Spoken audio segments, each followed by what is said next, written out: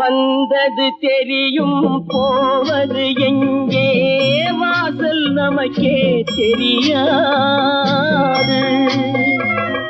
வந்தவரெல்லாம் தங்கிவிட்டால் இந்த மண்ணில் நமக்கே இடமேது.